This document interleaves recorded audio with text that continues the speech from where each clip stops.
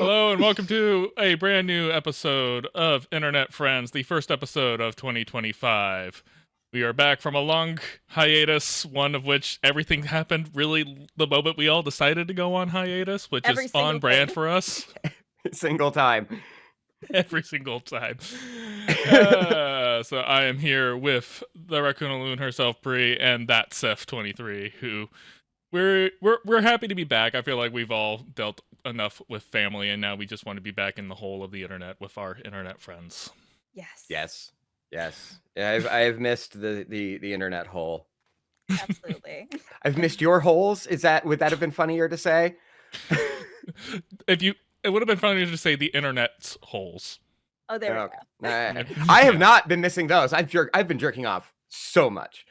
Well, yeah, you've been sending me the AI stuff that you've been advertised on TikTok so much. Dude, I hate those advertisements. I hate them. Funny thing is, the only time I see them is when you send them to me. I never get those ads. So this is a you issue. Yep.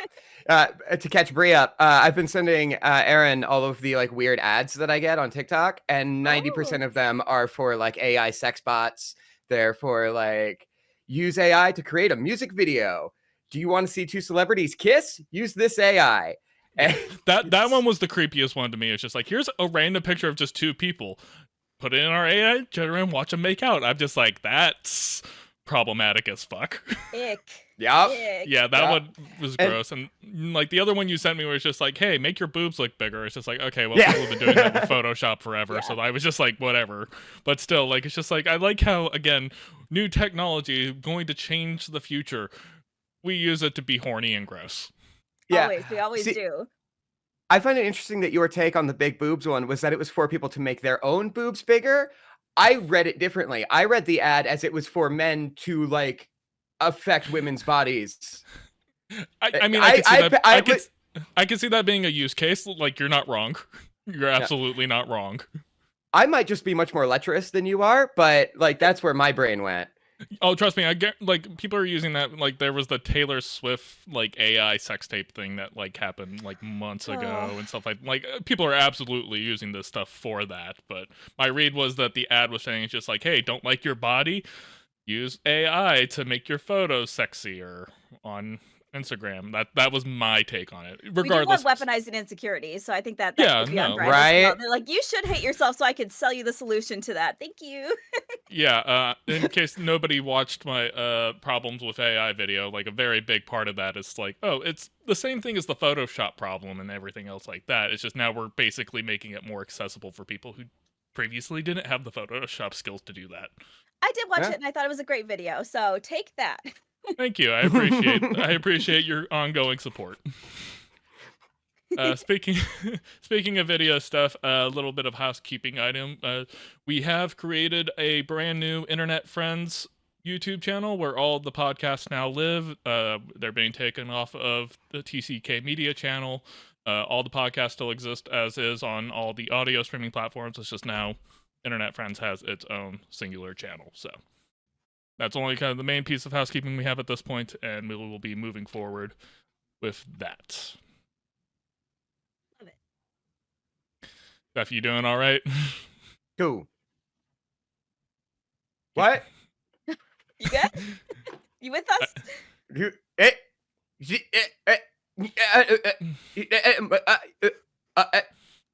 So, Seth is being possessed by Nosferatu. How dare you say that I'm possessing? I'm not going to keep that going. We'll get to that later in the show. Your throat, I imagine. It's a lot easier than you'd think. Really? That seems like a vocal fry. No, it's all about breath control, and you're just like slightly pushing the air through your lower vocal cords. Yeah. Good for you. Very safe. Thank you. I used to do death metal vocals in a band. That's how I learned all that. Oh, that'll teach you for sure. Yeah. Hey, you got to preserve those strings somehow. Yeah. Anyways, so our first homework of the year was assigned by Brie, and we decided, as a collective, with her first homework was to watch the Sam Raimi Spider-Man trilogy back from the early 2000s, and so it's the first time I've watched this trilogy in at least the better part of a decade now, maybe Oh even a wow. little bit more. Mhm. But obviously, I was in second grade when the first movie came out. I think Oh shit. When did the first movie come out? Was that 2002? that was 2001, 2002. It was It was it was 2002. it was it was 2002 because they had to delay it because of 9/11, Yep. which Oh. we'll talk about Uh, later. Yes, we will. It was specifically May 3rd. I have the poster on my wall. So, anyways, Bree, since this was your homework assignment, why don't you go ahead and take it away? Yeah, I was mentioning a little bit in the pre-show, and when I picked this originally, like I had seen the first movie, and I think like bits and bobs of the second movie. I never watched the third one. I don't know why. I just think I never did. I was pretty young when these movies came out. Like, probably I was like too cool of a teenager to do it because it's like I think the first one came out when I was 12 and then like 17, so I was probably right in the range Yeah. where that wouldn't appeal to me anymore. So I was like, I would love to, especially because like everyone's so burnt out on superhero stuff, that I'm like, okay, maybe I'd like to go back to the like what feels like the origins of all this to see if these were ever good movies. And I don't know how we want to talk about this because obviously these are three very distinct movies, but I did want to say I think the first one is my favorite. Um, Fair. okay. Overall, I think these were actually really good. I enjoyed all three of them to some extent, especially because again, the third one, this is like my first full time seeing it, and yeah, let me just talk about the first one. We'll start with that. One, I love that he looks like Peter Parker. I feel like definitively he is Peter Parker for me. He has like the right amount of like awkwardness. He just kind of looks like a nerd. Like some of the Spider-Man are a little too hot to be Peter Parker, and I Andrew feel Garfield. yes, exactly. So I'm just like, I feel like he looks like Peter Parker. This is my absolute favorite version of Aunt May. I just feel like she is like so sweet and so caring, but also kind of like it gives some tough love sometimes. What, you're I not love a that. fan of MILF Aunt May? That's Smoke show Aunt May? it's it's fine. I will. And I also Uncle Ben's death, super emotional. I actually cried like rewatching this. I was like the emotional weight of this. They played it out so well. Like everyone has like really dramatic crying faces too. Like I got so emotional watching that scene, and I really like overall. I think this holds up super well. I feel like better than it has any right to. Like it's a 10 out of 10 for me. I think it's a super fun movie. Some of the dialogue is a bit chunk like just weird, a lot of weird Chunky. expository. Chunky was like I don't know what I wrote here. Looks like Chunky, but it's weird. It's weird. Oh, the Chunky was a different note. My bad. Dialogue is Oh, just weird and very overly expository. So especially at the beginning, yeah. it's like, Harry, I can't believe I'm bringing you to this public school. You've been kicked out of every other school since. I was like, okay, this is a lot of information for Yeah. a person who already knows this information, presumably. So, Yeah. yeah, I thought it was great and I loved it. And I think it holds up well, and it feels the most comic booky to me out of a Yeah. lot of movies I I've I watched, which I agree with love that. about it. Yeah. Yeah. No, That's actually a note that I took, if I can find it, my exact wording, but it's the first two movies at least are so earnest in what they are. They're not yeah. trying to be like, oh, comic books, superheroes, laugh with us. No, they take this world as every bit as serious as it needs to be taken. Yes. Yeah. But there are some goofs there. Oh yeah.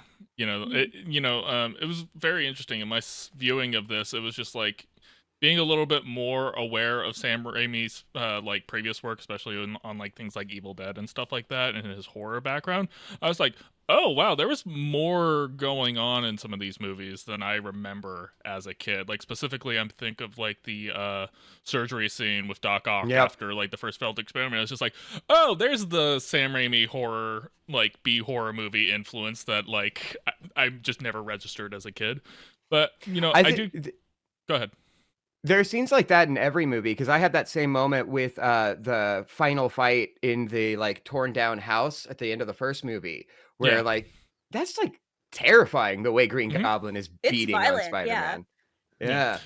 No, it was very interesting, and like I kind of going back to your point about this being very comic booky, quote unquote. It does feel like specifically, they obviously take some liberties with a lot of the characters and like adaptation means some kinds of change, but everything felt like, a Spider-Man, series, Spider-Man comic book. At this point in time, we were just coming off of the animated series that I watched all the time as a kid on Fox, so that was my first foray into the character. And so nothing felt out of place. And when you look at Spider-Man as a character, he actually really does a good job towing that line between campy, fun superhero stuff, but can also be on that side where you can have the more dark and gritty and emotional stuff on the other side of it. And these movies actually did a pretty okay job of basically flip-flopping between the two for out. I think certain movies did it better than others, which we could talk about later. But for the most part, speaking to that, and going back to like Ben, and like his death scene and the scenes with him in the car, the Andrew Garfield ones didn't even try to touch that. They were like, "Oh, we can't." The Tom Holland ones, they kind of did it in the third one with Aunt May, but it's that Marvel formula, so it doesn't hit as hard, and it's immediately followed up with a quip. And I just recently watched all three of those for the first time, and this was so refreshing. I like these more than those ones. Yeah. I think one of the problems with the Tom Holland ones very much is like he has to exist in the MCU. The Avengers are a thing. Like superheroes are commonplace at this point. Whereas if you go back to this trilogy, it's just like it's really just Spider-Man. There's no other actual superheroes in existence. This entire concept is novel. And it actually makes it feel a little bit more fun. It makes it actually feel more grounded in some ways. Yes. Mm-hmm. And like not everything has to be an existential, galactic level threat. It could literally just be hey, dude's robbing a bank. Hey, somebody's blowing up a building in Queens. Like it could be a little bit more like, grounded into like what an everyday superhero. Hey, this giant sand guy is turning into a tornado in the middle of the city. Hey, these electric trucks made by a billionaire, yeah, they're just blowing up in front of buildings. Too soon? Not soon enough. Woo!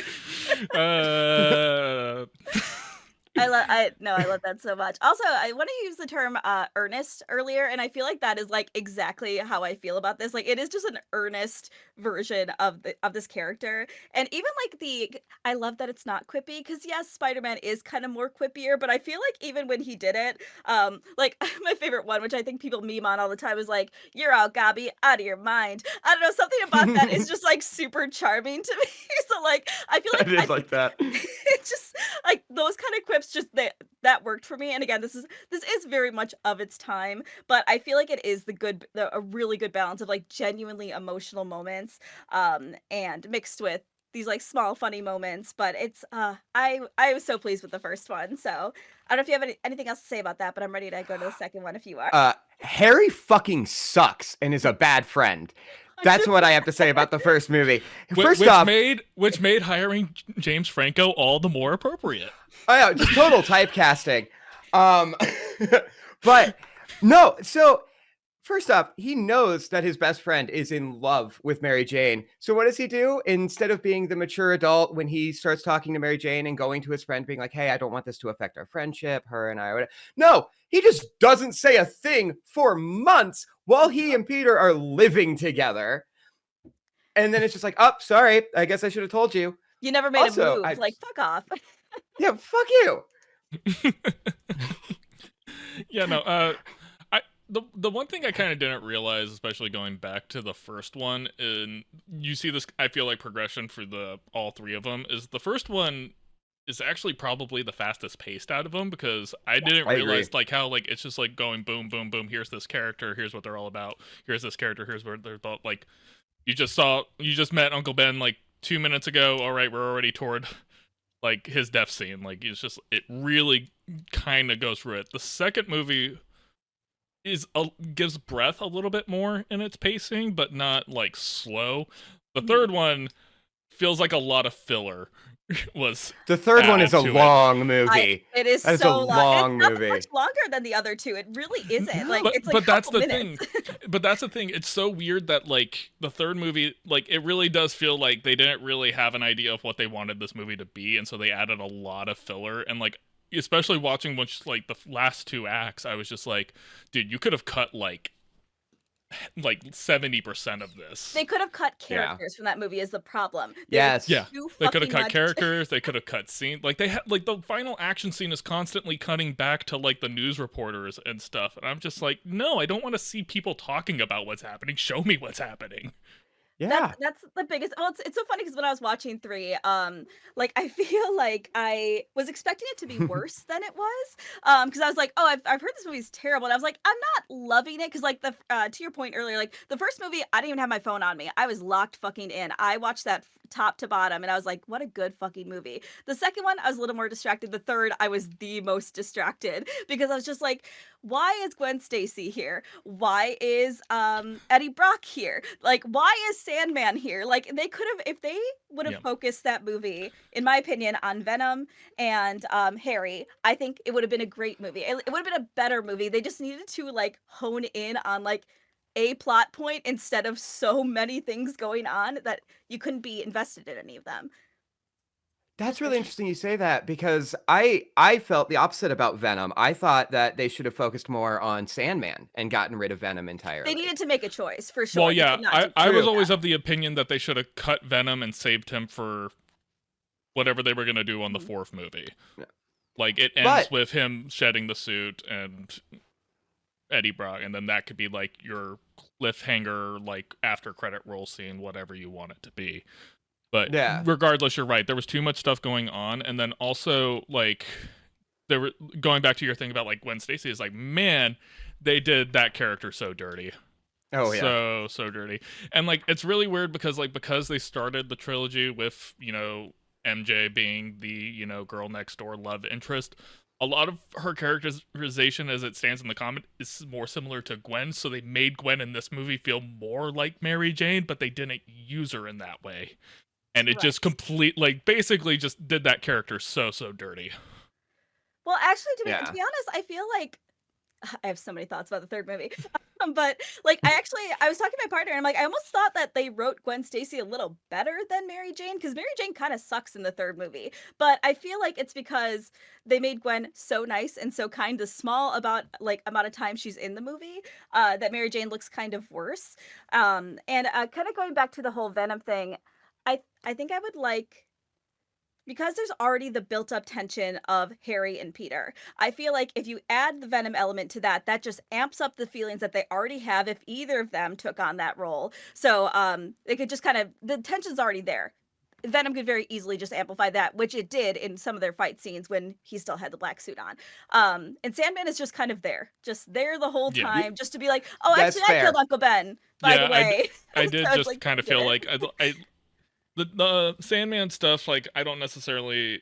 They could have done something different other than like this is the guy who killed Uncle Ben. It could have been something else. But I again, hate that. Yeah. Yeah. I hate that retcon.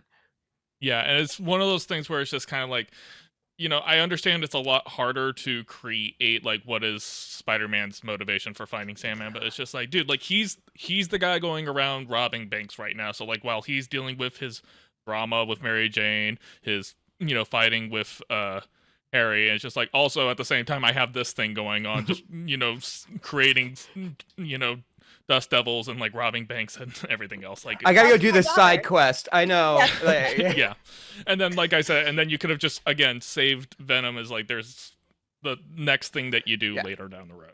Sure. And but that's like what I liked about Sandman's character is how different his backstory is, ignoring the Uncle Ben stuff. Because like Green Goblin, he turns into the Green Goblin because he wants to further his own research. Yeah. Alfred Molina turns into Doc Ock because he goes mad with power, the sun, and whatever. Yeah, This he just wants to see his daughter again. yeah. He just wants to like be a dad, and I liked that element of it and how it was different from the other two. Yes. Yeah. I don't think we get enough time with him doing that for us to feel really bad about it, though, is the problem, because he is True. such a, like, he just feels so tacked onto the story. Because, like, I don't know. That's honestly the biggest problem. Because like even like I was watching halfway through the movie and I was like, oh, I forgot Eddie Brock is in this movie. Like I had 30 minutes left and he still hadn't become like the Venom, and I was like, guys, can we pick a plot line? And I will say, and I'm sure everyone knows this, but it's just like that Sam Raimi did not want to include Venom. That was an absolute like Yeah, that was studio a studio. mandate, which is like is clear because he wasn't that interested in the character. And then he didn't do anything with it. Like Eddie Brock should not be in the movie. He is gone for like Oh. 20 minutes at a time, like these huge gaps that again I forgot he was in the fucking movie. I actually think I forgot that actor's name, but like I thought he did fine with like the material that he had, but like he clearly wasn't like they given enough direction. He wasn't given enough to do it in the fucking film. Same with Gwen Stacy. I'm like, there are so many people here, not even to mention the interpersonal drama of Mary Jane and Harry and Peter. I'm just like, there's too much going on. Yeah, and that was kind of the Yeah. problem I think a lot of people had with the third one is one, like there's too many things going on, and then also like when you're doing a character like Venom to have him tacked on just like at the very end of the film, and then like you really rushed it. The character design wasn't great. You know, So that's small. like He was such a It's tiny a terrible. Venom. it's literally one of Venom. he's literally the most iconic Spider-Man villain, and you basically just turned it into a twink Venom for like a couple of minutes and didn't even really have like the heft that character should have. Yes. And this kind of started the trend, which has been Sony's meddling in this franchise since, to which like they haven't really had a hit movie since, except maybe the first Amazing Spider-Man with Garfield, but even that Live action, yes, I'll agree. yeah, live action is just like, well, we're moving into Spider-Verse because I put that in its own category. 100%. That's true. As That's far as fair, their like fair. live action stuff trying to like make the Spider-Man Sony universe work, it's just nothing has hit since, and it's because the studio keeps on being like, we need these things in here, and they're not just like, it's just like, have you guys bothered to figure out why people like these characters at all in the first place? They do not care. They clearly do not care. They're like, but this I can make a toy of this. Bye. Yeah, people have seen this character before. That means they love it. Then they'll love anything we do with it. Green light 4 more Madam Webs. Yes. Go. I actually support that. Get Just Sydney because Sweeney on the phone. So just because it'd be so hilariously bad. Would be. Oh goodness, we have too many of those now. The other small thing I want to mention about Spider-Man 3 is that I wish Harry didn't die at the end. I think he deserved a better redemption because it actually, honestly, I liked that part. I liked when he came in and they were kind of fighting together. Yeah. That was kind of a cool fight scene. I'm just like, he deserves the redemption. Like he has had a lot of shit thrown at him, and like, yeah, he's kind of a shitty dude, but like, I would have liked to see him be a good business owner and like maybe turn to the side of the good. I think that would have let him have a character arc. 100%. I would have liked that way better. And just for him to die the exact same way his dad did, I was like, that fucking sucks. This isn't his fault at all, really. His dad put a lot of pressure on him, and then, you know, like again, he's kind of a shithead, but like I would have liked that redemption for him. Unfair. It would have been nice. Boo hiss. Yes, I say. I know we kind of glossed over Spider-Man 2. We massively glossed over 2. Yeah, I didn't have a ton of notes on this except one that the pizzas in the first scene are ruined. There's no way those pizzas like 100%. That was straight up Sony being like, we need you to do something in the movie that would be really cool as a video game mechanic for the tie-in video game we're doing. Which I played the shit out of that video game, by the way, when I was growing up. So did I. Oh, I played it all the time. And I ruined every pizza I tried to deliver. That mission was straight side mission. Yeah, that side mission was impossible. Also, the second one is a lot more violent. And I really I wish that Doc Ock went with Science Squid was one of the names that Jameson suggested. He's like, we'll call him the Science Squid. I was like, please, I need Science Squid. Great option. I love it. Also, J.K. Simmons, national treasure. Oh my god! Yes. He was born Perfect to play casting. this role. If there's one thing that the Tom Holland movies did right, was that like they were just like J. Jonah Jameson is just has to be the same guy. Let's just get him back. The camp that works in this movie. It's perfect. Like that is exactly this character to a T, and he plays it perfectly.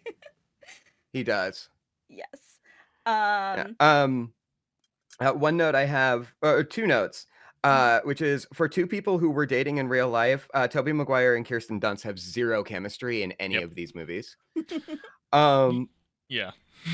Second note, I take back everything good I ever said about Kirsten Dunst acting. She's terrible in these movies. I had the same opinion. I didn't think she was terrible. It's not acting. her. It's the script. It's I would the say script. it's The script 100%. the script was very bad. I blamed it on the script, and I blamed Sam Raimi quite a little bit because I think at this point in his career he had no idea how to direct women whatsoever. No, It's just definitely like- not. He's definitely on that list of people who like treat women like window dressing. I especially noticed it in the second and third movie where it's just like every time Spider-Man was like falling toward the ground, there was always just like a group of women around to Swooning. like fall and swooning and stuff like. I was just kind of like, really? Like I don't remember a lot of that as from when I was a kid, but like going back and watching it now, it's just like, wow, yeah, that screenwriting back in the early 2000s. Women Yep. do be shopping. That's all there is to it. So. Women do be shopping, and they are objects that you use as a pawn between two enemies fighting each other. Former friends now fighting. 100%. Or fridge them if you can, you know. Yeah. Either way. Yeah, no, absolutely. I will say, we talked about the whole 9/11 thing, and like I was just like, so we're gonna take out the Twin Towers and a lot of the promotion, but women falling from buildings, we're leaving that in. Also running in front of an American flag like a good old American hero. Oh like, my god! God When I saw bless. that in the theater, I burst out laughing. That's the only thing I remembered from seeing the movie back in the day was him landing in front of that American flag. Oh. it's of its time 100%. Like that kind of patriotism was okay at that time. And like they could have had a bald eagle floating over like They should have. Yeah. they were saluting the flag really quick. Just God bless this country. I wish. That would have been great. Yeah. There is a director's cut of 2 I found out when I put my Blu-ray copy in for the first time. Oh. Yeah, two's interesting because it's funny. Like pre and even like kind of like early MCU, 2 was held up as like a very good example of superhero movies for the time. Going back and watching it, it doesn't stand out in my head. Like 2's like definitely the one that I felt like kind of like this is the one I remember the least out of the 3 because I remember 1 pretty well. 3 I remember mostly because of all the funny like what the hell are they doing? What is this moments. Yeah. And a lot of those became memes, obviously. But yeah, 2 was like the one that was just like This everybody is like something else. help. But like the one thing I can say is like this trilogy did, like Brie kind of said, it started a lot of the tropes that the MCU and other superhero movies would eventually start to kind of carry over. Like I noticed certain things, certain like kind of story beats was just like, yeah, we still do this. 100%. Yeah. Well, I'm so Well, glad you said that. the sadistic choice in the first one, like that Green Goblin making Peter choose between saving people and saving the girlfriend, that has happened in so many superhero movies. Yes. Yep. This is the first one. This is the first one to do it, I feel. The first one I remember anyway. I'm sure if we go further back, I mean, we can not- find something. Not to be this, but it's actually Batman Forever is the first time it was ever used, and it's the Riddler dropping my mistake. Dick Grayson and Chase. What was her last name? Chase Viridian? Is that the name of the therapist in Batman I Forever? cannot tell you. You're gonna learn it because we're doing it for homework next week. But Spoiler alert. I'll remember that for sure. No, I agree though. I feel like the second one, one of the notes I had was that Doc Ock's motivations were a little confusing to me because I feel like he's like, oh, I want to make this thing again, but I don't.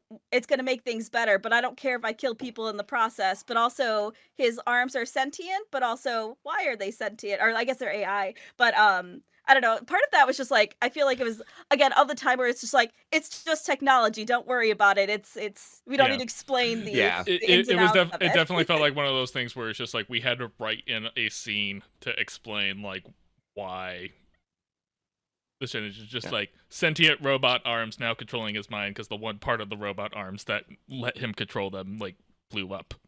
Yes. Yeah. They were kind of cute. I though. did I like their little. They faces. were. Yeah. Yeah, I was about to say I love the little face when it comes in. It's like mouthing. It reminds me of the puppet audio on TikTok for a moment. It's like, what do you think, Wackus Bunkus? Yeah, then. Oh yeah. Ooh, very nutty, Wankus Funkus. I Yeah, love that very much.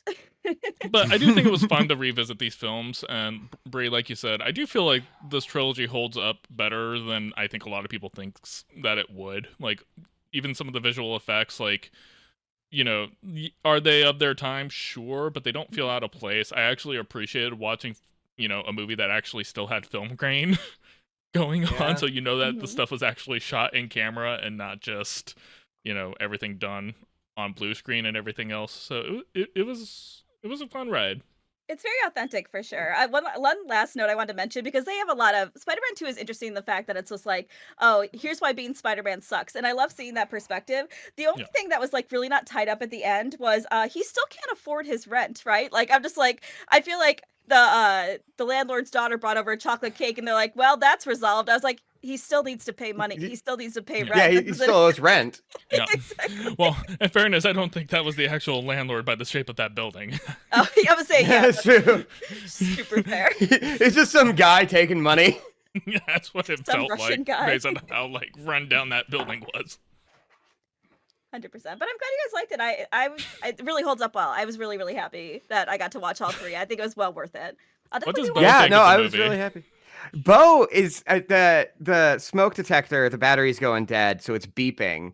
And Oh. he's never heard that before, and it's freaking him the hell out. Oh, baby. He's okay. You're okay, bud. You're good. He says, I'm not, though. Yeah, I'm not. There are noises This coming is from the terrifying. kitchen. He's actually shaking right now, actually. I was he's doing the nervous yawn. Poor baby. Well, I guess you're gonna have to go buy some 9 volts today. I Yep. know. It's fun. Oh yeah, Can I just go unplug that real quick? that's what I did. My smoke alarm Um, is very sensitive, and since I cook in cast iron, literally any time I'm above medium high heat, that thing just goes off. So I completely unplugged it. If I die, I die. You know? Yeah. That's the world we live in. Who cares, honestly? So we're in the worst timeline anyways. All right. Any final just thoughts looking back- on the Sam Raimi Spider-Man trilogy? Every single man in these movies is an incel, is a note that I took.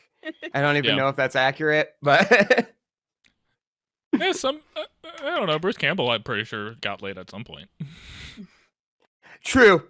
and he's in all 3 of them. He is. Yeah. Actually, William Dafoe.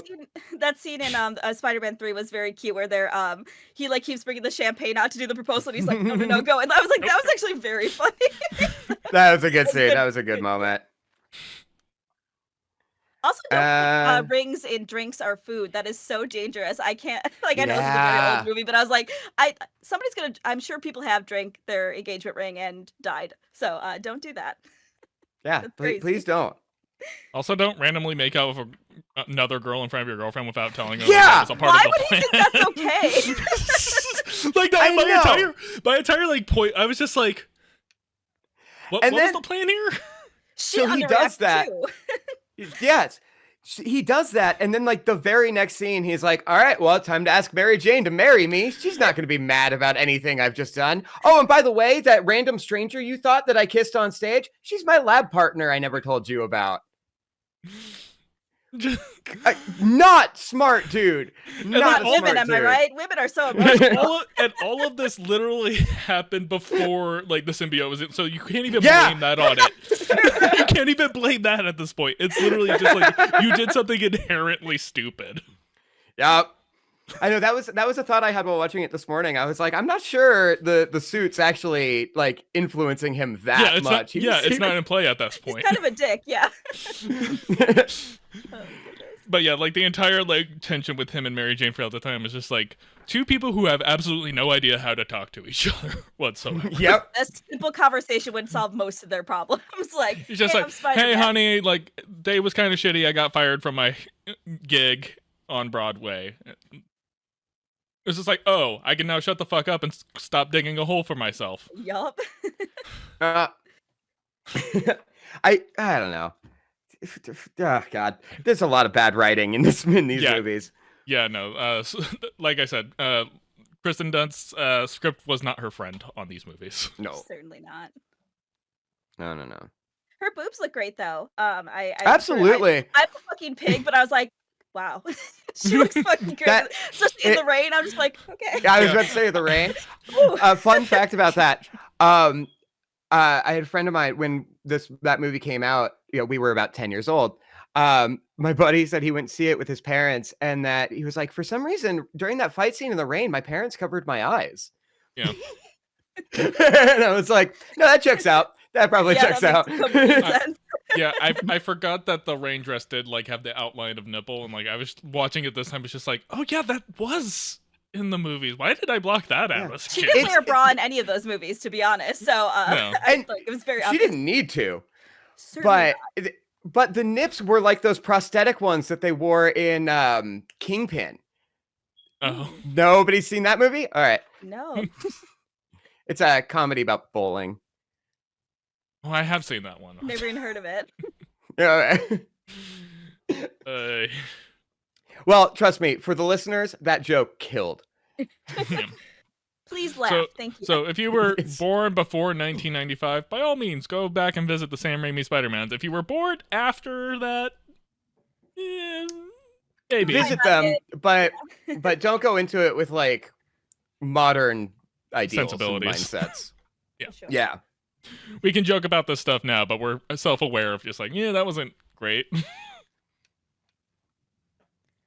Can you get down, please? All right. And I'm glad you guys liked it. Yes, I've thank seen you it for before, but it was recommending. nice to revisit it.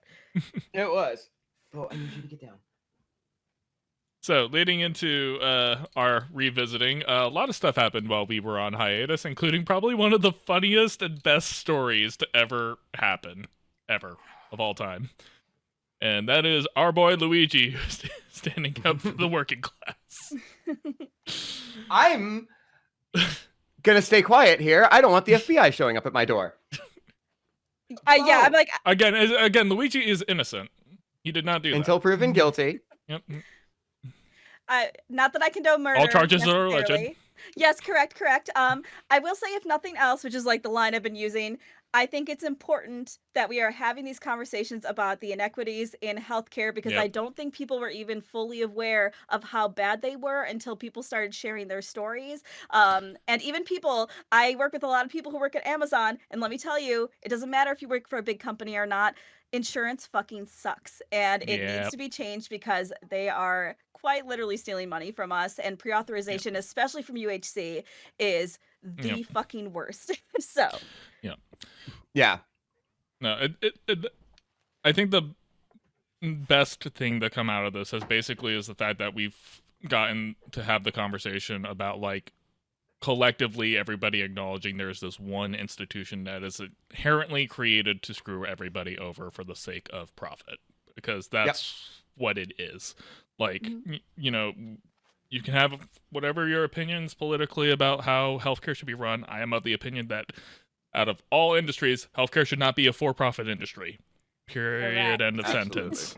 And that goes for the insurance, and especially the insurance and care providers.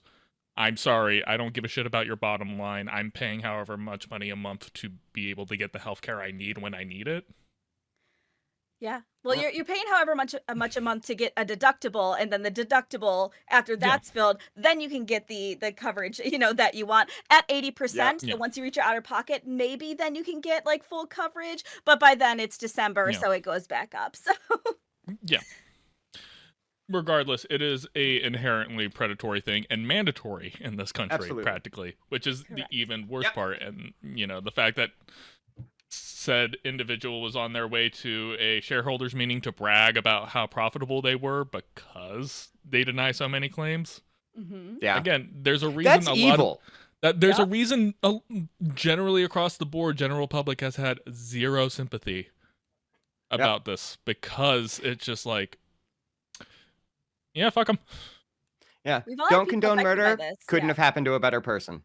Yeah. 100%. Like, it just, I think that's kind of what it goes back to. But it's also, again, health insurance is not transparent, which I think is a big thing as well. Because I think if Nope. you ask the average person what a deductible is, I don't think they would know what it is. And I think that's a problem as well, considering we are spending a huge amount of our paychecks to There- access this healthcare, and we don't even fucking get access to it. And not only that, because right after this, Blue Cross Blue Shield had the whole anesthesia thing that they Yeah. reversed. So if I'm not mistaken, they basically were like, if you had anesthesia for X amount too long, they would not cover part of the Yeah. surgery. And And they were the ones who got to determine how much that time that was. correct. And what that does, and this is already happening in like huge extent, is that it also affects how practitioners are able to care for their patients. And so people aren't getting the care they need from the people they need to, and people are leaving the field at this point. We have very good In doctors droves. who give a fuck, but they can't give a fuck in this system because they can only see patients for 15 minutes. And I've had several patients where because the doctor was running behind, the appointment they waited 3 fucking months for got pushed back another 3 months. So it's just like this is life-saving Yeah. care. Like There's it's too much. There is not a single person I know in the healthcare industry, like actual like doctors and nurses and people in the industry who love this system. They all fucking hate it. They all despise it. They despise insurance companies. The fact that they basically have to one of the main reasons that their practices become so expensive is they have to hire on all these administrative rules to pay for just haggling with insurance to do stuff, to where there's a lot of people in certain fields where they don't even take insurance in general. It's just like, dude, come in and pay out of pocket, like straight up, because if we try going through insurance, you're gonna get fucked. 100%. A lot more places are going to that model. A lot of places locally too, because it's just like it's ridiculous. And we're getting to the point like at jobs I've been at before where we have a separate billing person who does all those. They would used to like kind of hunt down the claims to try and get it processed for our patients. We don't have the time to do it anymore. So it's just like, so at the point where we have to kick it back to the patient and be like, hey, you have to call insurance, and good fucking luck talking to anybody to try and get that reversed. And it fatigues you. That's the whole fucking purpose, so that you give up and then you just pay whatever the fuck they said you have to. And that is crippling in this economy that is already hard to survive in. So it's ridiculous. Yeah, there's a reason why their favorite customers are people who are not in poor health, who basically consistently pay in, don't make claims, and then never actually have to use their coverage. Correct. And once the moment they do, they put up as many obstacles as they can and make it incredibly obtuse to actually navigate the system. But Brie, going back to your point about a lot of people, like, having separate billing. I remember when I worked at the cosmetic surgery center, the one procedure that you could get done cosmetically under insurance was breast reductions. But out of all of there was 4 surgeons who worked in this cosmetic surgery center. Only one of them took insurance, and he only would take one specific insurance for that. So even if you wanted to get a breast reduction at this cosmetic surgery center, you still basically were just SOL for the most part. Jeez. Absolutely. Well, and I want to mention as well, just because I feel like sometimes practitioners get really demonized in this, but a big part of it is that again, for the clinic that I work at, we're at the point where we're getting reimbursed so little by insurance that we're not going to be able to take certain insurances. And I think a lot of people, the people who vote for these kind of policies, they are coming for Medicare as well. Like Medicare reimburses less and less every single year. They vote on it constantly. They just voted recently about reducing the reimbursement for physical therapy because they want you to get surgery instead, which is crazy because you still need to do post-op PT after surgery, but surgeries are more profitable and they're more likely to cover a surgery, so they're kind of pushing people to do that. But yeah, this is like across the board. This is not just a exclusively UHC problem. This is a healthcare system problem, including Medicare, because I feel like those kind of people that are on Medicare are just like, oh, it doesn't affect me, it doesn't matter, like I paid my dues. Like it is also going to bite you in the ass. Your coverage is on the chopping block as well for a lot of things. Well, and you said a lot of people who voted for this are coming from Medicaid, like they are on Medicaid. None of them, they wanted to vote against Obamacare thinking those two things were different when they are not. Right. And so they are actively voting for their coverage to be taken away and for things to be more difficult because they think it's something else. Correct. And again, I don't understand how, anyone's been sold this idea that privatized healthcare is the way to go, or privatized health insurance at least. And there's no evidence anywhere of it working, and we're constantly seeing these problems, and we have these problems because it is, for-profit privatized insurance. Yeah, and to speak to that, my parents are very much against socialized healthcare. My dad's illness is what led to my parents' bankruptcy and us losing our house. my dad is a victim of the healthcare system, but yet he is violently like, no, we need this. This is good. And I'm like, no, it isn't, Dad. What the fuck are you talking about? It literally ruined your life and mine. But and lots of people's lives. Like medical debt is extensive, and also they like. I feel like in a lot of different like places will give you payment plans and stuff. Medical places often don't, to be honest. And also, if you miss a payment, you're in collections, baby. Like it's they are very known, especially like the larger hospital groups. They are that will ruin your fucking life, not only from your poor health, but they will ruin your credit like completely. This happens to more people than I think anyone even realizes. In my position now in current unemployment, like it's just like I can't risk an injury or a trip to a hospital or like getting sick or anything right now because I don't have insurance coverage right now. And like I said, like one trip to the hospital could basically, there goes my savings, there goes my credit, there goes literally everything. 100%. And so like, I'm not the only one in this position. Absolutely. Well, and then it also impedes your ability to like, so if you want to do freelance or something, if you are not well enough to do that, that's your income too. So you can't even make money to pay for those things, which I think people don't think about a lot, especially like kind of adjacent to this. But like when people are not masking when they're sick and still going into places, it's like, if I get sick, I just don't get paid. That's all there is to it. And I can't afford my bills. And that is the reality for a lot of people. So. Yep. Oh. Yeah. I could talk about this forever. It pisses me the fuck off. So I'm sad.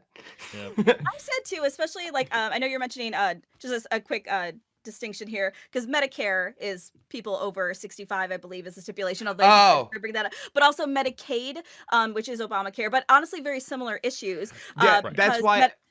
Yeah, go ahead. I get it confused because my dad's on the 65 and over, and I'm on the Obamacare one. So correct. Yeah, and honestly, it's very confusing because they use a lot of different names to kind of disguise the fact that it's Medicaid. Like for example, the facility I work at, we do not take Medicaid, but it's because they don't reimburse for physical therapy. Period. So, which is a problem as well because you're paying for that coverage and you can't even get the extent of the coverage that you need. As far as I know, Medicaid does not cover physical therapy, occupational therapy, fucking period. So, not like I'm glad it exists because it is helpful for a lot of people, but it is not enough. So.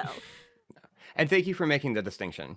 Yeah, no worries. It's again, I think I did not know any of this until I'm actually in the healthcare field, which is terrible because more people should know this, but I think it's very intentional that we're not told any of this shit because then you get confused why, like, for example, if you go to a physical therapy session, it is going to cost you more money per session under insurance than a cash pay would. So, but the caveat is that it's going towards a deductible and eventually it might be cheaper.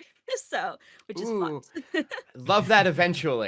Isn't that super fun when you hit your $2,000, $3,000, $5,000 deductible? Good luck. Hope you're sick enough. Yay. Everything is awful. It sure is. Everything's a nightmare under capitalism. No, it's working fine as intended. Yeah. Everything is working exactly how it was built to do. It's your fault for not being born into a better tax bracket, okay? So right. Have you tried not being poor? Just pull them up. Single tier. Anyways, I'm glad that we had the serious part of the talk because obviously a lot of memes came out of this entire situation. Some of them very good, very funny. Again, a lot of like as details continue to come out, it's just I love the whatever little bit of serotonin I could get. Yes. I love the it's that clip, it's that shot from one of the games, and it's like do something except cancel call Luigi. And I just love that, and people have been putting other things. Oh, I love that.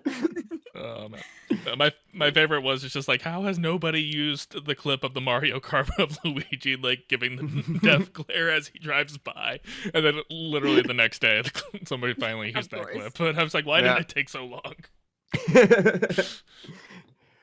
You could have done it first. You could have been in there. You could have gotten those views. Could have. Sadly, I was in West Virginia in the middle of the mountains. And briefly had my TikTok deactivated for like 20 minutes for some reason. Why did that happen again? So So what happened was I was logged in, I was on TikTok, and then suddenly TikTok crashed. And so then I attempted to log back in, but my login for it wasn't working, and every time I tried to log in, it would continue to crash, which is like, did they deactivate my account and now I can't get back in? So I tried getting into like some of my like other like alt accounts that like accidentally got made, and if I used like a login information that didn't previously exist, it was just like, create a new account out of nowhere. And then like, I guess when I was trying to log into my original account, it was supposed to be sending me like the two-factor, SMS, like use this code thing. But I wasn't receiving those texts because I was in the middle of nowhere, West Virginia. Because once it started working again, I got like 50 of those texts of just like, use this code, use this code, use this code. So it was just a weird happenstance. It's just getting us ready for that ban, everybody. That's right. Yeah. Around the corner. I know, it's gonna suck, Seth, trying to find a new platform to make all your jokes. This is the only one I'm good at. I have been on so many platforms. This is the only one I'm good at. And they're gonna take it from me. What the heck? Man. But China. I know. Or Singapore. I think that's China too. I'm not sure though. So. Yeah. It's all over there. So China, yeah, China it is. Like it's Tibet is China, right? I was about to say Tibet's China, Taiwan's China. Oh god.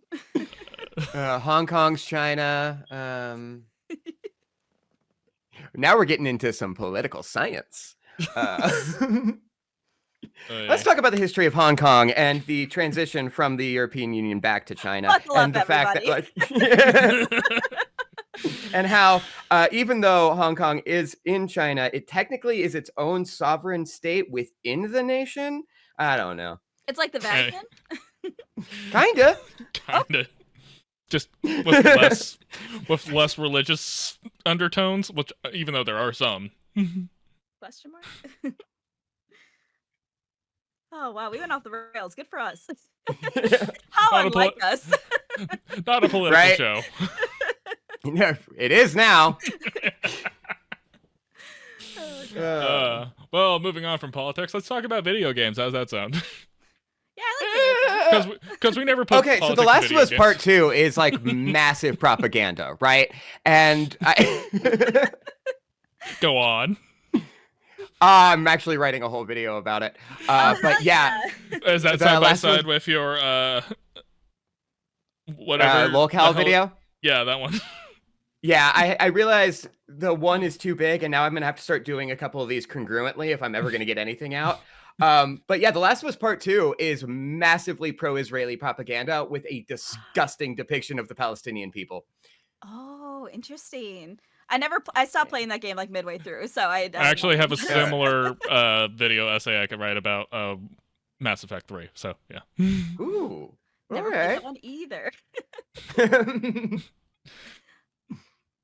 But no, little bit more lighthearted. Kind of just talking about, and this was like kind of our before heading off into the New Year conversation. We talked about some things that maybe we wanted to talk about, and I brought up if Valve was ever going to make a video game ever again, because obviously Steam makes them money hand over fist. They also still bring in a lot of revenue from things like Counter-Strike. I know they updated Counter-Strike previously. Now it's called Counter-Strike 2, but it's basically the same game, just with a new coat of paint. Dota's making them money too. Dota definitely makes them money. They have a couple of things in their wheelhouse that are just generating revenue. And it feels like they basically just have no interest in, making video games ever again. My opinion on it is that it's all Gabe's fault. Gabe is so much more interested in innovation and pushing technology forward, and he's honest about it. And that's why, if you watch the Half-Life 2 20th anniversary documentary, he talks about how, the problem he had with episode 3 and getting episode 3 created was he didn't feel like he could innovate with it.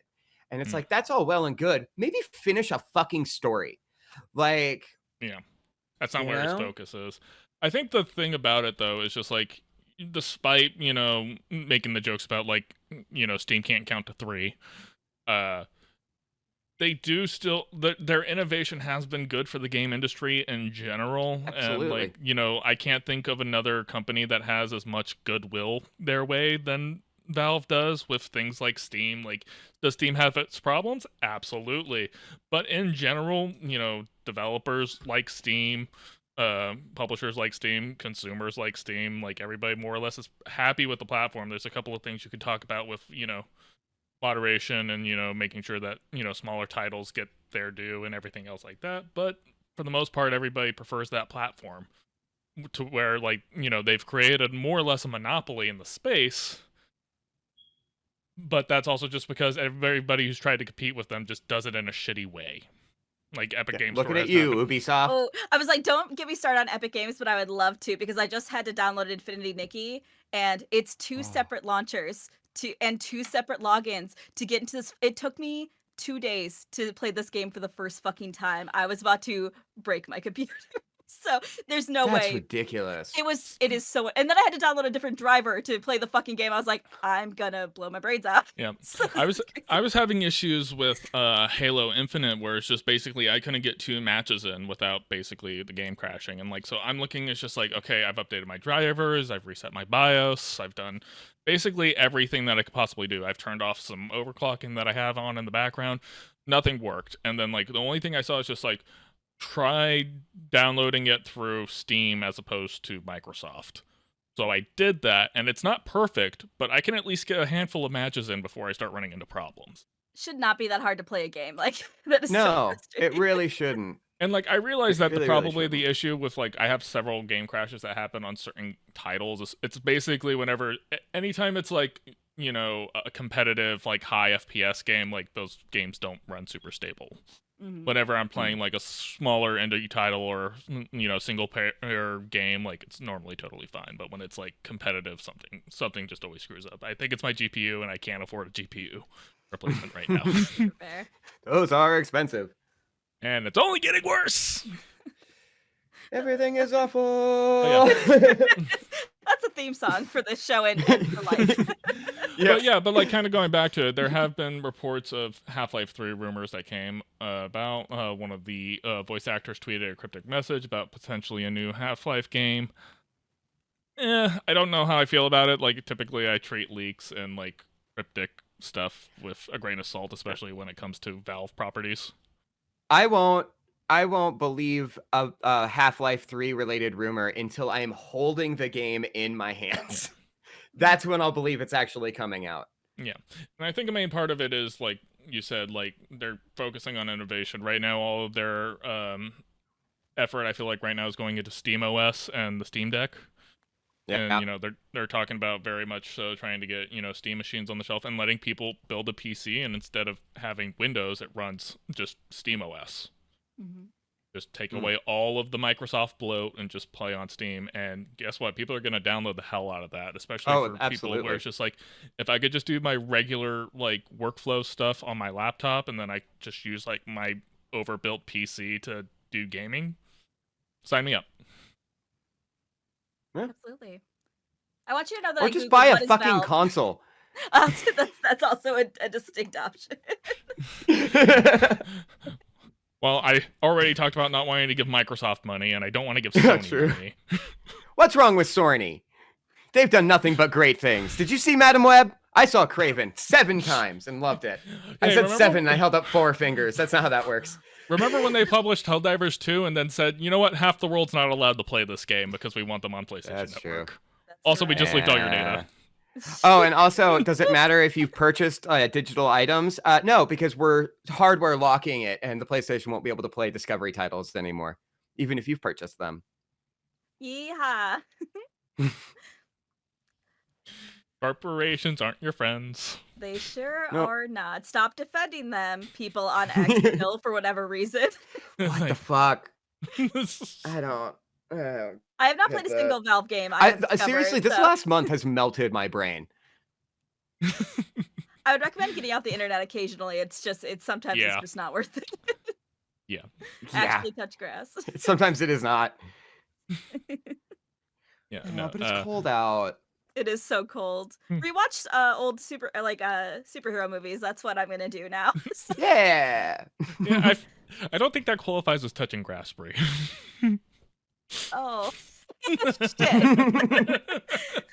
Okay, fair but fair. Any other? Well, Brie, you said you haven't played any Valve games. Do you just not have any in your library? I literally just Googled what is Valve? And I looked at all the games and I said, I haven't played any of these. So I'm adding I'm Ow. adding a bunch of stuff to the homework docket as we speak. for sure, for Yeah. sure. I feel like maybe that's just like You never experienced the orange box? I have not. I have not. I'm so sorry. So quick. How? I'm surprised Bo did not try to go get that video game case after he threw it. Oh baby. He's committed to that spot right behind you. He is. He's terrified of that beeping. Oh, he's a brave boy. Oh, I just heard it. Yeah, same. It's reminding I'm us that sorry. it's there. It's Yeah. all good. I can't make that joke. All right. All right. Not on air. It's an after show. Internet friends after dark. Yeah. Yeah. No, it's more of a one that I'm like, I'm not sure if I'm allowed to make that joke, so we're just not going to. I think that's fair. I Probably respect good your call. restraint. Yeah. Don't let the inside voices win. They've been doing too much of that. I hear that. Yeah, we've all been there. So, anyway, staying on the video game train, Marvel Rivals has kind of hit mass popularity and is officially replacing Overwatch in general. Seems to be. I'm assuming I neither haven't of you have played it. I didn't know people were still No. playing Overwatch, to be honest with you. That's crazy. Well, I think everybody has now moved over to Marvel Rivals now because it's basically it's Overwatch skinned as Marvel, and also like it's the version of Overwatch we liked from like 10 years ago. That's when I Okay. played Overwatch. So- Yeah, I played it. It's fun. It's really easy to jump into. Like literally, you can get in and out of a match very easily. And as far as like its free to play microtransaction-iness, like again, it does the one thing that I want a game to do. It's just like I can play this game all I want without ever touching like a storefront or a microtransaction at all. All the characters That's are nice. unlocked. All the cosmetics are just cosmetic. They're not like they don't give you a buff or a boost or anything. It's so like everything is based on a skill set. Characters are super unbalanced, but like just play around and find the character that you like. I'm Sounds like maining fun. Iron Man the entire time and just been having a good time. Based off the memes you've been sending me, I thought for sure you were going to be Squirrel Girl. Emily actually is maining Squirrel Girl, so. So now we're doing an Iron Man Squirrel Girl / fiction, which actually might be canon now. So, speaking of that kind of stuff, another thing that happened with Marvel Rivals is that it was immediately data mined for all of the women characters' designs. Yep. And according to some of the leakers and people who were doing the data mining, they are more detailed in ways that like a lot of data miners weren't prepared for. And they knew what they were it's doing. kind of surprising. Yeah, they did. Well, and this is another thing that Overwatch does as well. They know that like those kinds of edits you see of these characters on Pornhub and stuff, that's good advertising. I was about to say they call it organic marketing for a reason, because it's just like Because they're marketing while I'm playing my organ. Yep. Didn't like that. I'm sorry. Again, the inside thoughts win. But yeah, no, and it is interesting. I'm very surprised that Disney or Marvel wouldn't take. Well, I guess I'm not surprised, but them taking the hands off approach versus like a Nintendo approach, because like if this was a Nintendo thing, they would be putting the hammer down on that real quick. They would be. But Disney's aware of this, right? When they get new animators, they bring them in. Like when a new animator creates a show, they bring in a huge book of smut that's been drawn of the characters and show them to the creator going, this is what's going to happen to your work, and you need to be prepared for this, and you need to be ready for this. It's just like we have some of the best lawyers in the world, and even they aren't going to be able to hand out enough cease and desist to stop this. Nope. 100%. No. So DeviantArt is for. So basically, the Rule 34 did like. You can't keep Judy Hopps Lover 69 down. It's a real person, by the way. I'm not surprised by that. They predate AI bots by, at least a decade. Yep. Oh goodness. But yeah, if you guys are ever interested in it, I recommend just downloading it and just giving it a shot. It's, again, I'll try it. Brie, you said you've played Overwatch, so you'll probably get the basic idea. It actually kind of reminds me of Smash Brothers in a weird way because it is a hero-based, choose a character, hop in, play, different abilities, different play styles. But I never played Overwatch, so like I have no context. I didn't play Overwatch either. Is it like Fortnite? I played an hour of that a decade ago. What about Team Fortress 2? Is it like that? I played a week of that. It's probably similar to Team Fortress 2 than it is like Fortnite, in my opinion.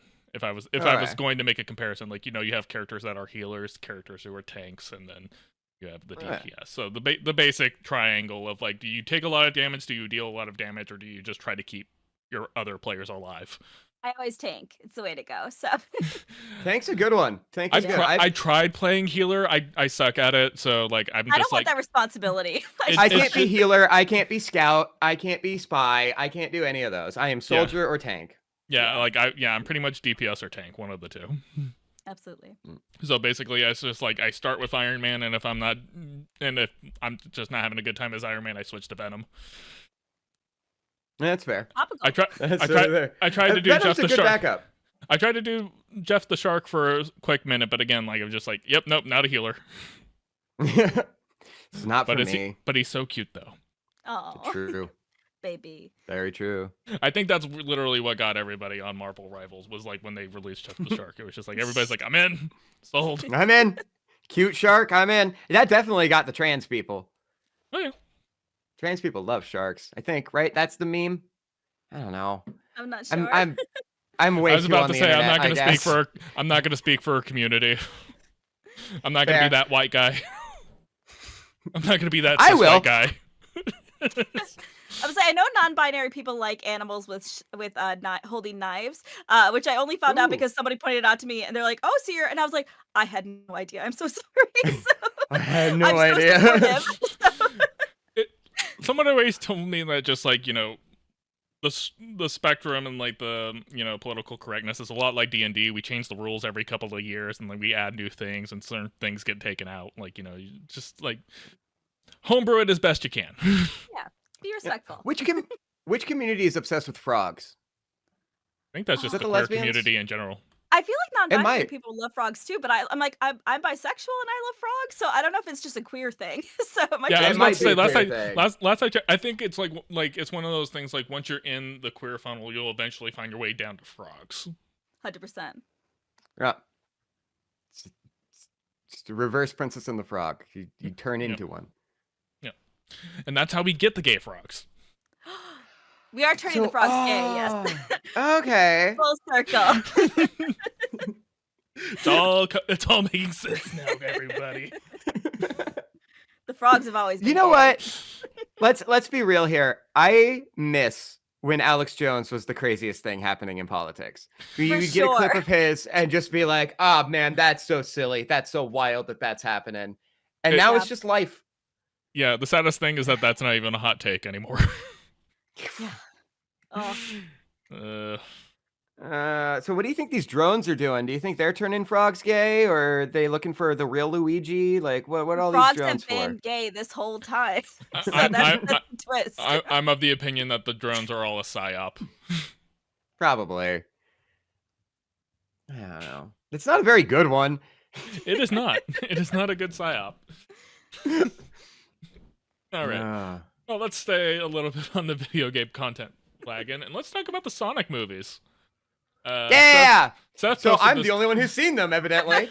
Yeah. Well, like it's really interesting. I send you a lot of Sonic memes, obviously, because you do. Yeah. It is objectively funny, but I agree. Like so much of kind of like what you posted is like the interesting thing about these movies, especially in their marketing, is that they're somehow really threading that needle between total fan service and still being family friendly.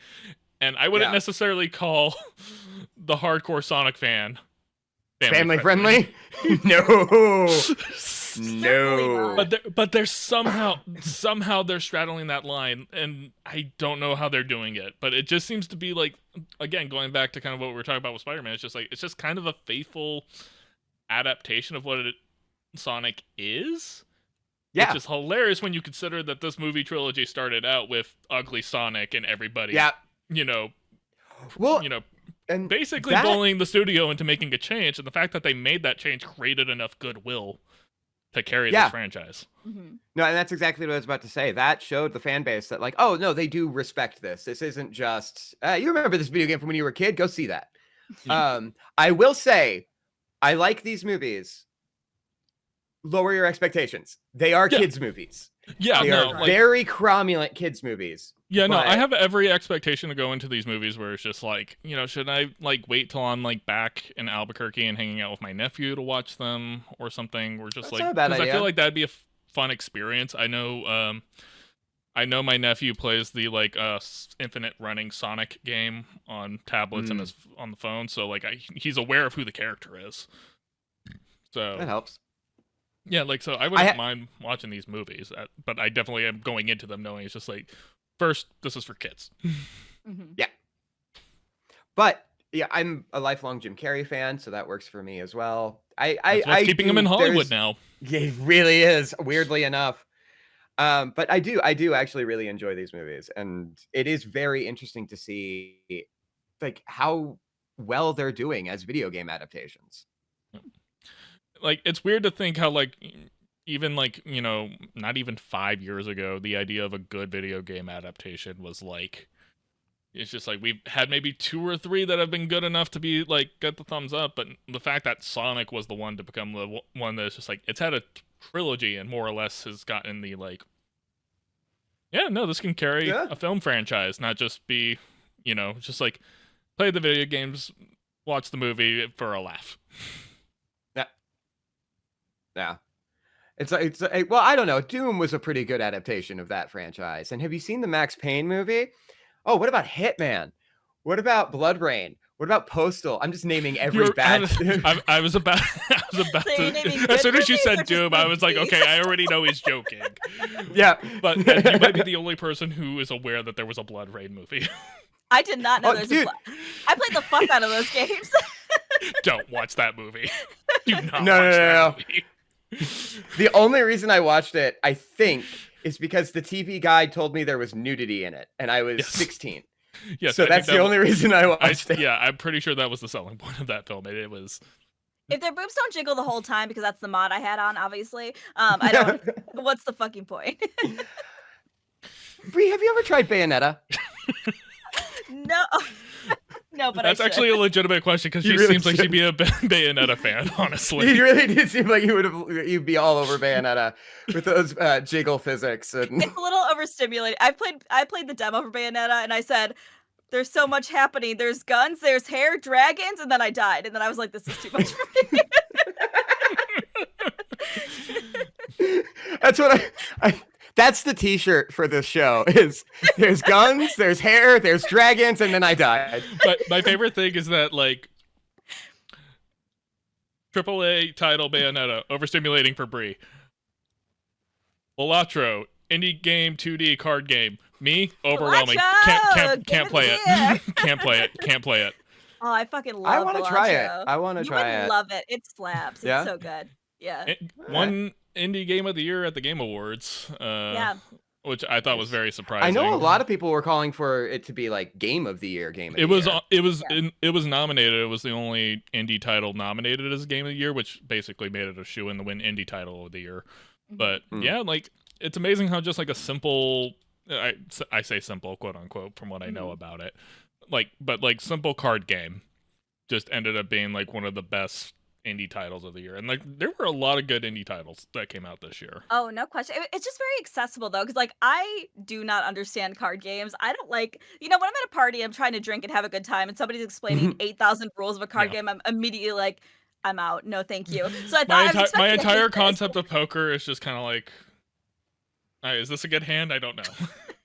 I'll play like Spoons, and that's about it. Like Spoons and like BS, and like that's it. Like I need to keep it super simple. But Balatro is perfect. I'll be playing Texas Hold'em and just be like, got any force? Exactly. Go fish. Go fish. I do like me some blackjack. I gotta be real. I do like me some blackjack. That's a nice simple game where like it's 2 rules. It can be explained very quickly. It's just you like, get the gist it's just like get as close to game. 21 as you can and don't break. Yeah. Yeah. I don't It's want like, 86 you bet shots. rules. Yeah, it's just Price is Right rules. Got it. Don't go 100%. over. Yeah, Balatro is still really fun for somebody who again doesn't like card games and doesn't necessarily understand them. Like I played it for 4 hours straight the first day I got it, and I'm like, Wow. okay, I fucking get it. So it's very fun. Nice. And if you want to hear Brie talk more about Balatro, you can always check out the Game Birds. Shameless plug. They actually just came out with their best of the they just did their end of the year wrap up where they talk about Balatro a little bit. So by all means, go check that out. I love your guys' little bird animation that you guys did for the video. That was so cute and fun. I thought that was cute. So it's all public domain, so we didn't have to pay for any of it. Hey, that's using resources to their full advantage. Absolutely. Yep. Speaking of public domain, Nosferatu. I don't think that's in public Yeah! domain. Woo! I love Nosferatu. It's like one of my favorite movies of all, the original. It's like one of my favorite movies of all time, and this remake is phenomenal. Like, Brie, have you seen it? Me and Emily have seen it, so I was curious if you had seen it or not, or if you seen anything about it. I saw one movie in theaters this year, and it was Wicked, and it was such a long time, like a long movie. So no, I have not, but like I might. Bitch, I might. Now, are you saying this year as in since the first, or this year fiscally? Fiscally. Oh, okay. All right. Yeah, I forget it's 2025. So yeah, I only saw one movie in theater in 2024, and that was Wicked. So I have not seen a movie this year. So I need to go to the movies some more. That's one of my goals.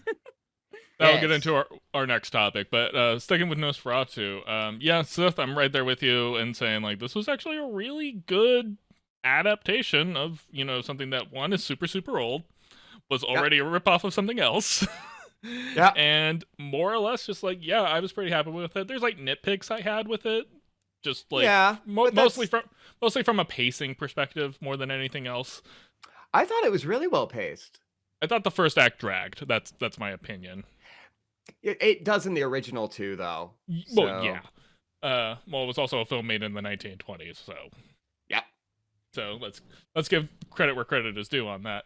But 2 hours and 12 minutes. That's not bad at all. It's not a super long movie. It doesn't overstay its welcome. The acting is relatively solid. You could tell that there were certain actors that got a lot of direction. And then you had actors like Willem Dafoe where the director was just like, Willem, keep doing your thing. Anyways. Willem was doing like a stage performance, which I thought was very interesting. Yeah, no, he was Willem Dafoeing for sure. He was turning it up to 11. But yeah, and then he took that cat. Yeah, he did take that cat. I mean, the cat needs a new home. It does. Yep. Your owner gets fucked to death. You got to find a new place to live. Spoilers. Like basically, if you know Bram Stoker's Dracula, that's basically the plot of the movie. Yeah. Because they were like, hey, we want to make Dracula. We can't get the rights. Change the name. It's like change the name, set it in Germany, and we'll just kind of like just make a couple little tweaks here and there in the lore, and we'll call it a day. Yep. But I do like a lot of the in there, and you're fine. I do like a lot of the changes they made to the lore, basing it on like historical interpretations of vampires. I thought that was a really smart move. I didn't know that it was Bill Skarsgård going in. So that like after when I left the movie, it's like, wait, who was playing Orlok? And then I pulled it up. It's like, of course it was fucking Bill Skarsgård. Yeah, he's everywhere. It was literally that. Just like, god damn it, I should have just known. It was the voice that was throwing me off. It's a good voice. But I'm just very happy for all the monster fuckers out there finally getting their time to shine and, their day in the sun. Although Emily would argue, based on last night's conversation about it, she says just like, I don't know if Orlok counts as, a monster for like monster fucking because he is a conventionally humanoid monster. But he is a rotting corpse. Yes, correct. that is missing parts of his like skull. And do you think Ellen got that weird fungus that morticians get when they fuck corpses, or did the writers not even think about that? Well, considering the fact that she died at the end, I don't think it matters. True, but she probably transferred it to Thomas. That's something he's got to live with now. Mm. Well, you know how medical science was. It's actually a main plot point of the movie. Yeah, Of just how it's just like, oh, it's just mania, you know, just whatever. Yeah. Just strap her to the bed. Yeah, and... strap her to beds and just like put the, you know, chlorophyll, like just keep having. That was my favorite fucking part. Yeah, so the doctor, he goes up to the Ellen, who's like having fits because she's being like possessed, taken over by Nosferatu. And so they've tied her to the bed, and they're like, she starts freaking out, and the doctor goes, I'm going to up the ether. And then he goes and he pours a bunch on a rag and just chloroforms her. It's so fucking funny. Probably, yeah, I guess that's accurate. 1800s Germany, everybody. Yep. Hey, it birthed Franz Kafka. It can't be that bad. When are we going to get the Metamorphosis adaptation? Please do. I liked it. I liked it a lot. Yeah. I agree. I definitely give it my recommendation. Again, it's gothic horror, so you know, just go in expecting gothic horror. But I don't. None of the jump scares were super cheap. You see them coming a mile away, but they're there. Is it gross? Like, can I eat snacks while I'm watching the movie, or is it gross? I could. I was about to say you're asking the wrong person because I'm very desensitized to that kind of stuff. I'm sure there's some parts that will give you the ick, but I don't think it's grotesque. Okay. The pigeon scene might be bad. The pigeon scene and where they dig up that first corpse. Yeah. So those are like the two that I would agree are maybe a little bit much. Okay. But if you're a fan of watching children die, you are going to love this movie. I don't know if I have a strong opinion on that, to be honest. Not on live. Not on live. F them kids. Official stance of the show. Yeah, cool guys. Brie hates kids, loves watching them die. Let's put that out there. Let's put that out there. That's the banner on YouTube now, actually. I actually just got the design back from Emily. We're putting it on shirts and we're selling it on Society. Good. Great. We did it. Brie only gets 30% of the commission, though. Fuck. Hey, at least you're getting some of the commission. That's true. Well, Seth, we're still waiting on your monster fucker beanies for your cut. Those will go real well. Yeah. They absolutely will. But anyways, this was actually an interesting conversation, Brie, based on what you kind of said, only seeing one movie in theaters. I've seen multiple people on my For You page talk about their theater experiences actually being very awful in regards to people like going to the movie theaters and like being on their phones and being very loud and like having conversations that like are completely irrelevant to the movie and everything else.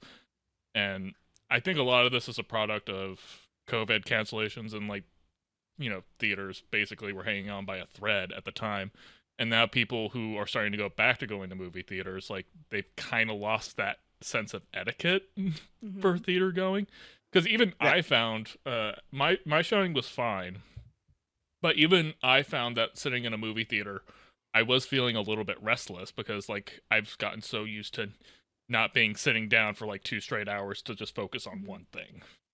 And I haven't had to do that in a while, so it's kind of an interesting thing to talk about. It is.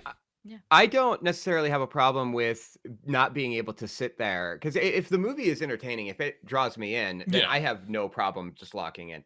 But it has become a thing where every single time I go to the movies now, there is somebody in front of me on their phone.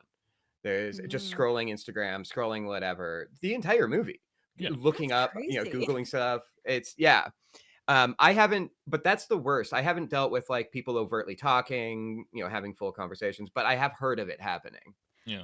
Actually, go figure. The one time I went to the movies last year to see Wicked, I was also because part of the reason I don't go to the movies a lot is because a lot of the people in my life do not like to go to the movies, so I don't have anyone to go Aw. with. But my best friend agreed. She's like, "Oh, you know what? I really want to see Wicked again. I'll go with you." So I was kind of like, "Oh boy!" I convinced somebody to go with me, and sure enough, we go, and it's like a half full theater, and there are these girls that are probably a little bit younger than us in the back row, and they were talking full volume all throughout the previews, and I was like, I'm not going to be mad about this right now. If they continue to talk, I don't want to be that person to be like, shut the fuck up. But I was like, oh my God, I'm going to have to be this fucking person. Like, it was hard enough to get here. Thankfully, they mostly quieted down once the movie started, but there was the like, wait, is she blah, blah, blah. I'm just like, it's so like top volume. I was like, shut the fuck up. Like, you paid money Yeah. to be here. Like, if you don't want to do, in fact, fucking Wicked is on streaming right now. Just fucking wait. Like Right. that irritates the fuck out of me. So like, I did pay money to be there. Like, I want that experience. So I'm hoping this was like a one-time interaction because Mm. this is the first time I've been to the theaters in a couple years. So, but I was really frustrated about it because I was like, I don't want to be that person. I am not confrontational, but I'm Yeah. like, I might have to because this is ridiculous. Yeah. And I'm Yeah. generally of the opinion, like, if it's like opening night showing of something that has like a very enthusiastic fan base, like, yeah, okay, there's going to be That's cheering in the theater and other kinds of stuff like that. That's fine. I'd have no issue with that on like the opening night, everything else, or even opening weekend because, the enthusiasm there's gets the better of people. But like that could be a very fun environment to be in. And so yeah. when I go on an opening night, I expect that. But like, yeah, like we saw this like a week later, and if there were people who were being loud and obnoxious and be like, "Oh, what's going on here?" I'd be like, "Dude, shut the fuck up." Hmm. Yeah. Stay at home. Yeah. It's Yeah. like it'll be on streaming in 2 weeks. Just wait for that.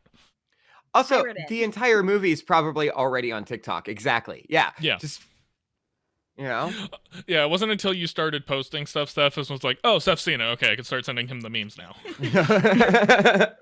Because again, as soon as basically I left the theater, basically that's all my TikTok feed has been.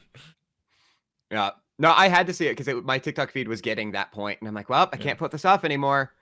Yeah, I was seeing a lot of the hype stuff leading up to Christmas, but then like I hadn't really seen much. But as soon as like we left the movie theater, it was just like, yep, and that's my entire feed now. Good movie though. Yeah, absolutely.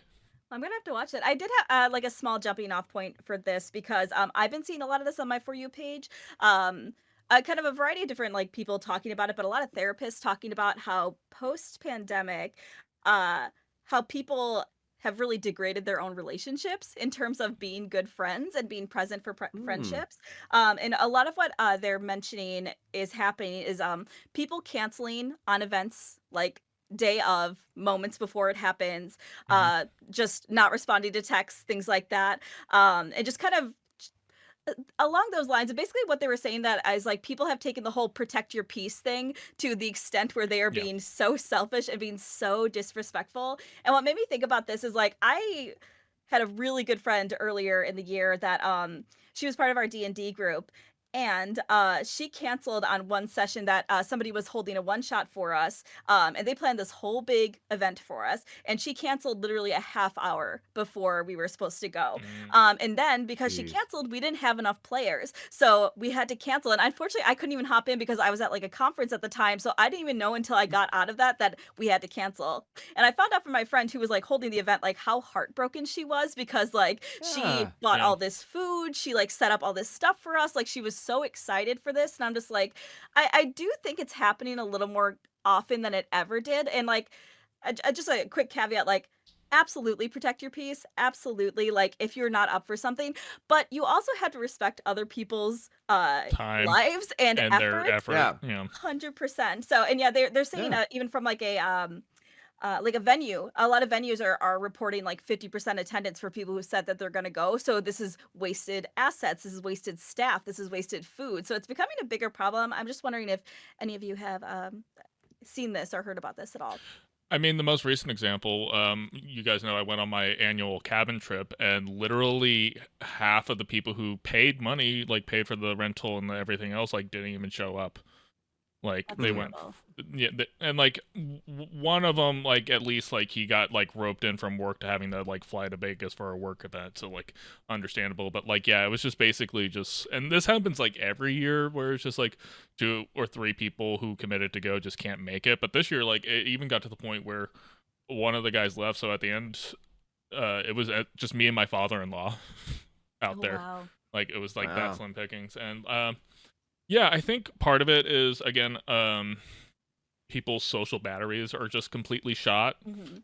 and you know they commit to things because they want to go out, but as soon as like you know, for whatever reasons, whether it's anxiety or something else like that, again like protecting your peace, but again like taking it way too far of a degree, and so like it's one of those things where it's just like I think we talked about it on a previous episode where it's just kind of like you know summoning up the kind of energy to get out of the house, go see people, go engage socially. I mean, part of the aspect of the show is just like, cool, I have a commitment every other weekend to just get on a Discord call and talk to my friends Seth and Brie.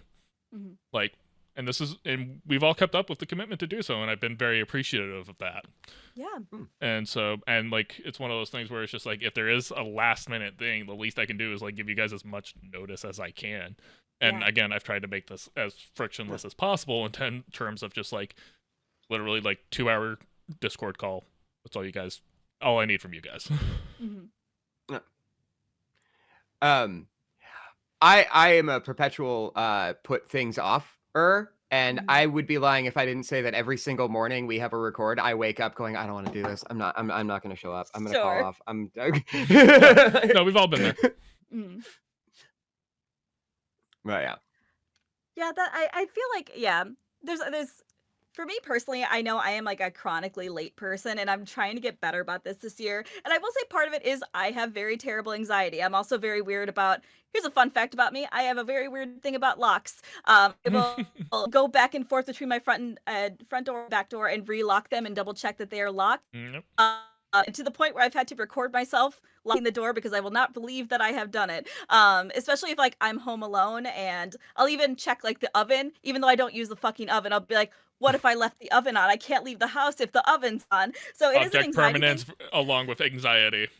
Correct, Yep. correct. Kind of like, but at the same time, I've kind of gotten to the conclusion where I was like, you do this, so we need to prep ourselves and have that kind of meltdown in a a fair enough time so that I don't show up late to things. Like that is my responsibility Yeah. because I feel like there's a level of that too that people are like, well, my social battery, well, my neurodivergence. Like for sure, dude, but you're a grown fucking Yeah. person and you need to figure out ways to like navigate that. Like it's definitely more Yeah. work on your and obviously people have different situations, but I think that's not what I'm talking about. I'm talking about Right. like people who have the means to accommodate for this and just choose not to, but they're like, Yeah. "Oh, sorry, Yeah.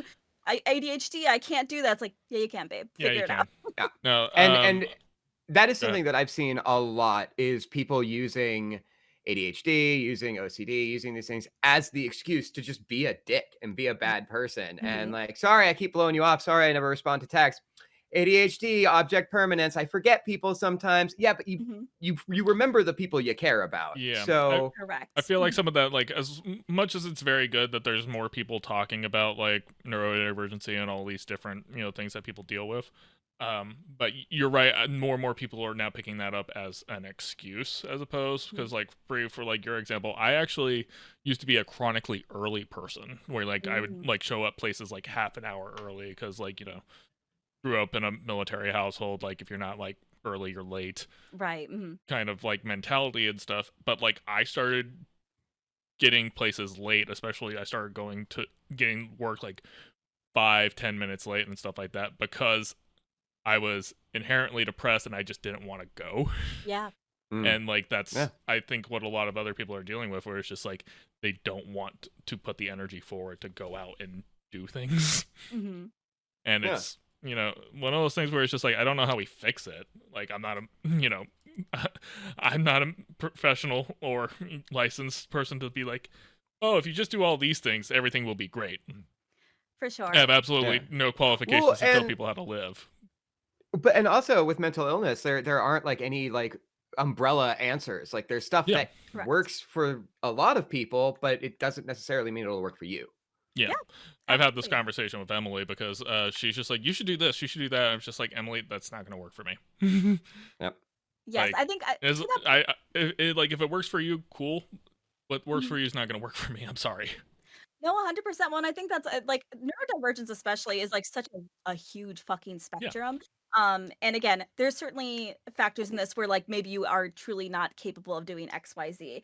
However, that's generally not what I'm talking about. And two, if you know Yeah, this about absolutely. yourself, there are so like ideally therapy is like the best, but I know that's not an option for everybody. But there are tools. You need to put tools in your toolbox at some point. Like I'm about to turn 35. So it's just like I have researched a lot. At some point you have to be a fucking grown up. Like what I do now, which again, this wouldn't work for everybody. Like Alice, who's on my other podcast, she is a big body doubler. That works great for her when she's trying to get things done, when she needs to remember things. I hate body doubling. Does not work for me at all, but timers work great for me. Another thing that works great for me is like I have this like little self-care app where if I will write in as a to-do list, text this person back because I won't fucking remember to do it. And I'm just like, yeah, that's part of it, but it's like if that's what helps me fucking remember, that's it sounds fucking dumb as hell. But if I need something on my to-do list to say, message this person back for the love of God, then that's Yeah. what works for me. It's just like you gotta find better tools because it's just I you can't put people out that Yeah, often. I started doing, and I was doing this a while ago, and like it was working pretty well when I stuck to it. Now I'm not doing as much right now because unemployment, but I was doing checklist. I was just like, it was just Yeah. like, here are the things I need to get done today. Here are like hard, like have to dos, and then here are like the softs, like should be nice to dos. Yes. Like those just like the go to the gyms, the whatever the stuff. Like it's just like if you don't drink today, you get to check off another box. Whatever you need for the dopamine hit. Yeah. And that worked I don't- okay for me at the time, but like again, it's like less and less things needed to get done, less and less motivation to write things down. More than fair. Yeah. I've done checklists, I've done lists. The thing that seems to work for me the most when I'm going through like bouts of depression is just small achievable goals. Yeah. Just Yes. something small that I can do that like, all right, I don't have to put the laundry away. Let's just get it to the washing machine today. Yes. That's what we're doing, Yeah. And that works for me. Yeah. That's so helpful, honestly, because I think especially at like being neurodivergent, like sometimes you do have to break it up in what might seem very silly. Because I know like sometimes like putting away my laundry is the hardest thing, but I'll be like, okay, you're gonna go downstairs, take 5 things off the drying rack, and you're just gonna fold those things. If that's all you do today, Yeah. awesome, you put away 5 things. Like you have to be gentle with yourself in that sense. And I think like my overall like thesis for this is like whatever silly thing, even if it feels silly, if that helps you do a thing, awesome. Like on my calendar over here, I do like little stickers for days that I work out. Like, I'm 30 years old and I have cute stickers, but that helps me visually remember to do something. And same thing with the silly app that I use. I have cute stationery that I use for other things. It's just like that's what motivates you. It might feel silly as a grown ass adult to do that, but if it fucking works and it's not harming anybody, by all fucking means. Yeah. I mean, the way I'm approaching content creation right now literally is just like, okay, you have to have it filmed by Tuesday. You have to have the rough cut done by Wednesday. Thursday, the edit more or less needs to be done, and then you need to have it published by Friday. Yeah. Like, just very, like, it doesn't all have to get done at once. It just needs to be like, okay, just split it out, spread it out. Don't overwhelm yourself, and don't have it take over your entire day. Yeah, and sometimes you just need to start, I feel like is a big thing. Like half the time, like I'll start like that small little bit and I'll be like, actually, I'm feeling pretty good. I'll just finish this thing or I'll do a little bit more. Usually you just need that starting point and it can be those really small tasks to kind of get you. But again, that's different for everybody. So the thing I need to start doing is taking the time to just go the extra mile. Like it's just like, hey, do the animation. Don't just put a stock image and call it a day. Hey, like take the time to do this. Like, hey, clean up that cut right there. Like clean that up a little bit. Hey, the music you recorded for this kind of sucks. Maybe re-record it. Maybe try something else. Yeah. But like, go ahead. I was about to go on a different topic. Never mind. Keep going. Oh. Hey, OnlyFans. Ooh. Buttholes, we love it. First butthole of 2025. Yeah. Proud of you, baby. All right, so I'm gonna start keeping a cat butthole counter in the corner. Yeah, that'll be this year's year-end review video. It's just every butthole. So should we have a score where we have Fox, Bo, Dante, Theo. Yeah. Dante's like been here that. the whole time. So. Well, He has been. Dante's just basically just like, not into it. I'll torture her after she gets off the call. 100%. Yeah. He will try something for sure. Anyways, yeah, so that pretty much wraps up the first episode of 2025. Ooh. Appreciate everybody taking their time out of their day to show up. I am TCK Media on most platforms. You have the Raccoonaloon over there with Brie. She also does the Game Birds podcast. Go check it out. She just did her 2024 wrap-up with her friend Alice. It's a very good watch, and if you're into indie games, you'll love it. And then you have that Seth, who you can find on the Tiki Talkies until he gets banned. I'm sorry. For so many things. And so Just Seth, everything. Seth, you're next on the homework board, so what are we doing next week? Shit. All right. Looks to I Blu-ray actually collection. do have a couple options. I always look to the Blu-ray collection. I do have a couple options. I wasn't kidding. I do kind of want to rewatch Batman and Robin, the worst one. If you're up to that, I would also kind of like to rewatch Silent Hill, the first one. Okay. Maybe not so much. All right. Or we can watch The Fifth Element. Ooh. I've never seen The Fifth Element. It's been a long time since I watched Batman and Robin, and I don't remember Silent Hill, like the movie or the game. Yeah. I'm assuming movie. it's the movie. Okay, I just No, like I'm there's a remake that just came out recently. He's gonna kick the door. No, on I'm the gonna first make you video play game. that whole remake. That's actually why I'm thinking of it. I'm playing through it right now. That's what made me think of the movie, is because I'm playing through the remake right now, and it's fucking great. Well, since Brie hasn't seen Fifth Element, we can do Fifth Element. Okay. It's always nice having somebody watch a thing for the first time and get their thoughts on it. Yeah. Cool. Yeah, cool. Fifth So Element. that will be the next homework assignment. Thanks so much, everyone, and we'll see you guys next time. Woo! I forgot how to salute.